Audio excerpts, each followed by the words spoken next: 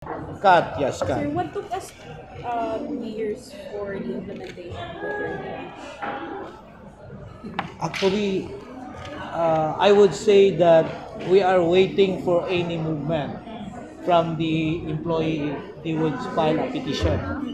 And one of the things that I would be honest of saying, our trances from the effectivity of 2022, we have the third tranche, the last tranche of April of 2023. It would somehow say uh, hindi na-anticipate agad ng employee at saka employer because mayroon tayong trans na nangyari, last of April 2023. But actually, it is not a mandate. If we have these 2 or 3 years wage adjustment, it's not a mandate. We only have to say that this must be a necessity. Yung word is predictability and timely. Timely na ba? Kasi yung wage adjustment before this wage order, yung bago, 2029 yun eh. And then 2022, why? There is a long period. Pandemic man tayo. So, there is a reason na delay. As to this, almost 2 years, hindi naman masyadong ano. I would not say, but why it took long? You know, for a reason, yung poverty threshold natin, yung erosions, at the same time, yung consumer price index, comply pa tayo eh. Compared to other regions, masyadong mataas pa yung gap na i-close nila.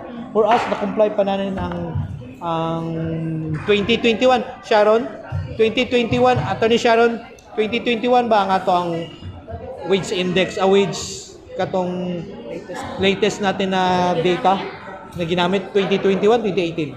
First quarter ng 2023 na release ng But 2021 yun na data.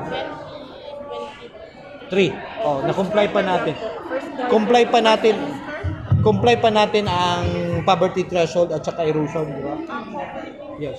So meaning, sir, the 440 without the increase can still accommodate the needs of 5 members of the family in the previous years. In the previous years. Correct. In the previous years. Kasi if you compare our closing the gap with other regions, masyado pang malaki sa kanila with comparing to us. But I'm not saying this is how the way they are negotiating. That's part of the power of the regional tripartite, how they address the mechanism of adjustment. But for us, we see to it that we still in the closing the gap and compliance with the consumer price index as well as with the poverty threshold. For a family of 5 with only one minimum worker receiving. So how do you determine the 38 pesos increase, sir? Paano siya? Yeah, that's why we have the formula of how much peso we can compensate the gap, yung erosions. Actually, that is part of the negotiation and the talk between the management and the labor. The management is, sa amin lang yan kasi mayroong ganito yung labor, naghihingi sila ng ganitong amount. And the management, hindi namin kaya. Siguro mga So part of ganito. the bargaining. Part of the bargaining at the same time, mayroon tayong formula that we can still close the gap and the peso erosion of the peso in our purchasing power, makomply pa rin. Iteration yun po. Yes, yes. Doon po sa 100 pesos na goes on sa Senate. Yes, yes. How can this be sustainable on the part of DOLE? Is this being sustainable? Is it sa itaw gani make bata og bill para sa ato ang Actually, the law is given mandate is regional tripartite wage productivity. Why? Because each particular region has its own unique socio-economic conditions. Yun naman talaga that's the reason then that we have this rationalization of law that the determination of wages must be determined by region because they know what is the purchasing power, the socio-economic, and also the poverty threshold. Iba-iba eh. Yung lifestyle mo dito sa Davao is different than lifestyle of Manila. That's why iba yung minimum wage nila. Yung cost of living mo dito ng pag-stay ng apartment is different in Manila. It's too expensive. Here, we can accommodate masyadong maliit yung apartment. Pwede ka bumili ng yung mga pagkain ng mga mura, yung mga gulay, mga sari-sari store. But they're just different. That's why the determination of wages is by region through Regional Tripartite Productivity Board, presented or represented by particular sector of labor and employment. Now, would that be sustainable and can viable? It's up for Congress how they study. We will not say anything. The only thing I would say, baka makota ko, if Congress would have to study the law, they have to see to it also the socio-economic conditions of each region and the purchasing power of each region.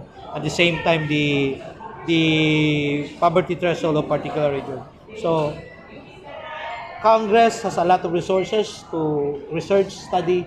So it's up to them how they would determine. I would not say anything as long that we would say we will follow and implement whatever the law, whatever Congress would pass. For the record, sir, iba-iba po, no, ang mga Yes, minimum wage ng every region. Yes, and it is binded by the tripartite, tama ba? So, Tripartite mechanism. so, Yes, yes. so they are binded by those. Yes, yes. Our wage adjustments is a product of a tripartite mechanism, the management and the labor as well as the government. And these three sectors are discussing, consulting, and having deliberation and debates and negotiation. Sir, why is that 19 pesos na increase ng agricultural workers? Tranche. For The, this tranche? 38 lahat yun. Okay. But they are given in tranches. The reason why we have to tranche or to give it tranches is for the employer not to adjust, to have an adjustment. Di sila mabigla because that is part also of the negotiation and also the mechanism of the regional tripartite.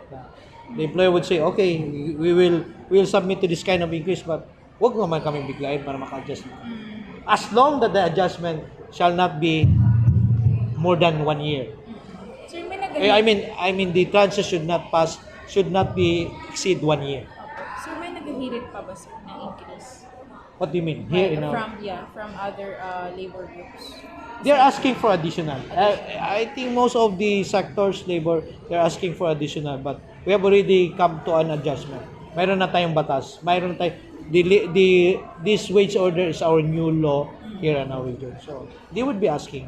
We cannot stop them from asking, but the regional tripartite already issued an order.